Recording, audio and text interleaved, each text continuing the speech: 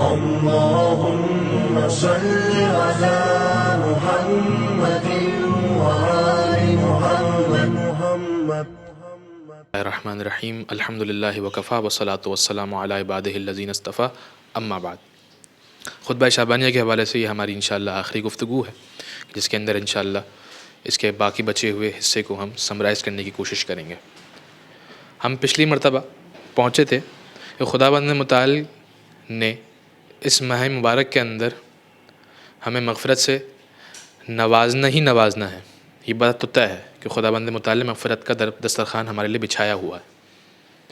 ہمارے جو پشت ہے وہ گناہوں کے بوجھ کی وجہ سے جھکی ہوئی ہے. اللہ کے رسول نے ہمیں ایک طریقہ بتلایا کہ اس گناہ کے بوجھ کو کس طرح سے ہٹایا جائے. اللہ کے رسول فرماتے ہیں بطول سجودکم، طویل سجدوں کے ذریعے سے اپنے پشت کے اوپر جو یہ گناہوں کا بار لدا ہوا ہے اسے ہٹا دو.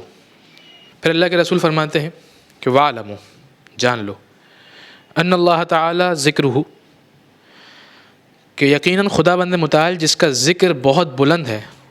وہ کیا فرماتا ہے؟ اقسم بعزتہ، اس نے اپنی عزت کی قسم کھائی ہے، اللہ یعذب المصلین والساجدین، کہ وہ نماز پڑھنے والوں اور سجدہ کرنے والوں کو عذاب نہیں دے گا.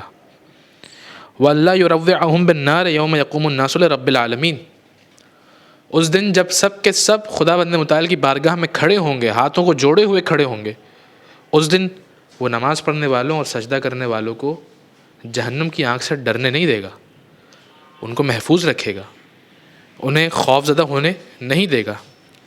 اور اب اللہ کے رسول فرماتے ہیں کہ ایھا الناس، اے انسانوں، اے لوگوں،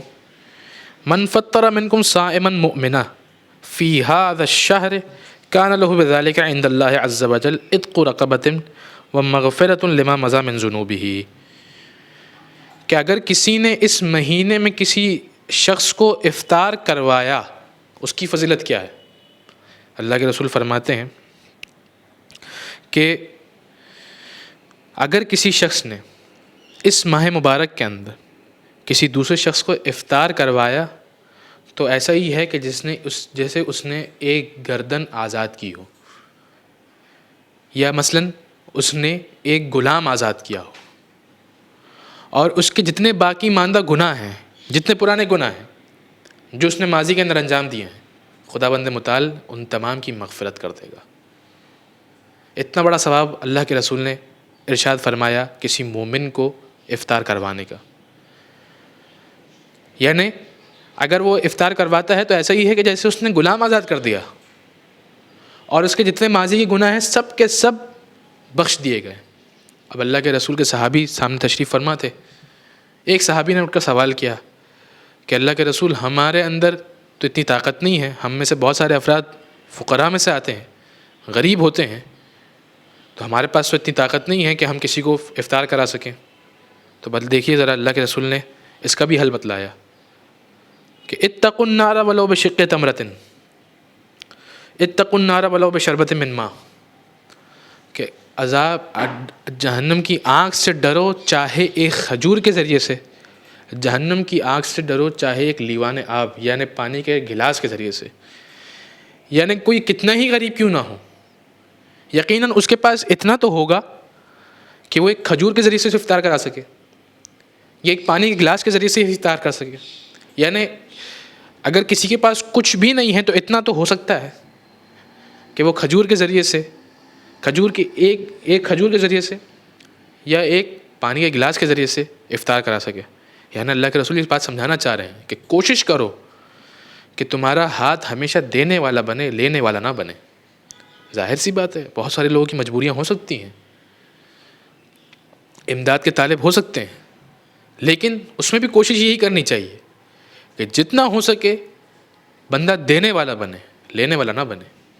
اگرچہ اس کے پاس استطاعت نہیں ہے، اس کے پاس اتنا مال نہیں ہے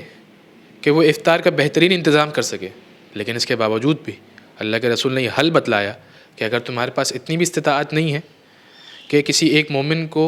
افطار کرا سکو، تو بس ایک کھجور کے ذریعے سے یا ایک پانی کے گلاس کے ذریعے سے اس مومن کو افطار کروا دو۔ اب اس کے بعد دیکھیے اللہ کے رسول نے آگے فرماتے ہیں اگر کوئی شخص اس ماہ مبارک کے اندر اپنا اخلاق اچھا کر لے گا تو وہ پل صراط سے آسانی کے ساتھ گزر جائے گا اس دن کے جب بہت سارے قدم لرز رہے ہوں گے، لڑکھڑا رہے ہوں گے۔ اور اس کے علاوہ خدا کے رسول فرماتے ہیں کہ اگر کوئی اپنے غلاموں کے اوپر یا اپنے ملازموں کے اوپر جو ان کے ماتحت ہیں اگر ان پر کم بوجھ ڈالے گا اس مہینے کے اندر، انہیں کم کام دے گا تو خداوند متعال اس کے حساب کے اندر آسانی پیدا کر دے گا۔ اور خداوند متعال اگر کوئی شخص اس مہینے کے اندر اپنے غصے پر قابو کر پا لے گا تو خداوند متعال قیامت کے دن اس پر سے اپنے غصے کو ہٹا لے گا، خدا قیامت کے دن اس پر غصے کو قابو پا لے گا۔ اور پھر اس کے بعد اور بھی بہت ساری انسینٹیوز بتائے ہیں اللہ کے رسول نے کہ اس مہینے کے اندر اگر کوئی شخص یہ کام کرتا ہے تو اس کے لیے یہ اجر و ثواب اسے ملے گا۔ اس میں سے ایک چیز اللہ کے رسول فرماتے ہیں ومن اکثر فیہ من صلاۃ علیہ ثقل اللہ میزانہ یوم تخف الموازین، اگر کوئی اس مہینے کے اندر مجھ پر زیادہ سے زیادہ درود بھیجے گا تو خداوند متعال اس دن اس کے میزان کو بھر دے گا، یعنی اس کے میزان کو بھاری کر دے گا۔ کب بھاری کرے گا؟ کہ جب دیگر لوگوں کے موازین، جو دیگر لوگوں کے میزان ہیں وہ ہلکے ہوں گے۔ یعنی درود بھیجنے کا ثواب اتنا زیادہ ہے اس مہینے کے اندر، اس ماہ مبارک کے اندر، کہ اگر تمہارا میزان، تمہارا پلڑا اگر ہلکا بھی ہے تو خداوند متعال اس کو بھاری کر دے گا اس درود کی برکت سے۔ پھر فرماتے ہیں کہ اگر کوئی شخص اس مہینے کے اندر قرآن مجید کی ایک آیت کی تلاوت کرتا ہے تو ایسا ہی ہے کہ جیسے اس نے پورے قرآن کی تلاوت کی۔ اب اس کے اندر خداوند متعال کے رسول فرماتے ہیں کہ اے انسانوں، اس مہینے کے اندر جنت کے دروازے کھول دیے گئے ہیں۔ خداوند متعال سے دعا کرو کہ خداوند متعال اس مہینے میں تم پر ان دروازوں کو بند نہ کر دے، اور جہنم کے دروازے تم پر بند کر دیے گئے ہیں، خدا سے دعا کرو کہ یہ دروازے تم پر کھول نہ دیے جائیں۔ اس مہینے کے اندر شیطانوں کو قید کر لیا گیا ہے، ان کو جکڑ لیا گیا ہے، خداوند متعال سے دعا کرو کہ اس مہینے کے اندر شیطان تم پر مسلط نہ ہو جائے۔ پھر اس کے بعد امیر المومنین علی ابن ابی طالب علیہ الصلوۃ والسلام جو خود اس خطبے کے راوی ہیں، وہ حضرت ختمی مرتبہ سے سوال کرتے ہیں کہ اے اللہ کے رسول یہ بتلائیے کہ اس مہینے کے اندر افضل ترین عمل کیا ہے؟ اللہ کے رسول فرماتے ہیں کہ اے علی، دیکھیے سوال کرنے والے امیر کائنات، جواب دینے والے رسول خدا ہیں۔ رسول خدا فرماتے ہیں کہ اے علی، اس مہینے کے اندر سب سے افضل ترین عمل یہ ہے کہ جو خداوند متعال نے حرام قرار دیا ہے انسان اس سے اپنے آپ کو بچائے، اپنے آپ کو روک کے رکھے، اپنے آپ کو دور رکھے۔ پھر اس کے بعد لکھا یہ ہے کہ رسول خدا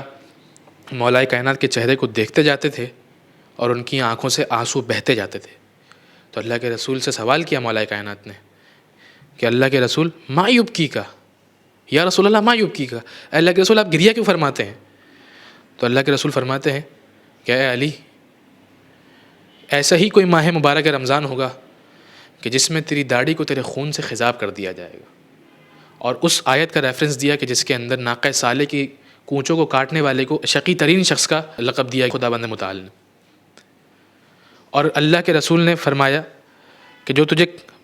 قتل کرے گا، جو تیری داڑھی کو تیرے خون سے خضاب کرے گا، وہ اشقل اولین والآخرین، یعنی پہلے کے بھی شقی ترین لوگوں میں اور آخرین کی شقی ترین لوگوں میں سب سے زیادہ شقی ترین ہوگا۔ اور مولا کی حالت بتلائی گئی کہ تو اس وقت اس حالت میں ہوگا کہ تو خداوند متعال کی بارگاہ میں سجدہ ریز ہوگا، نماز پڑھ رہا ہوگا، اور تیری داڑھی کو تیرے خون سے خضاب کر دیا جائے۔ اور اس موقع پر اللہ کے رسول سے مولا کائنات نے فقط ایک سوال کیا،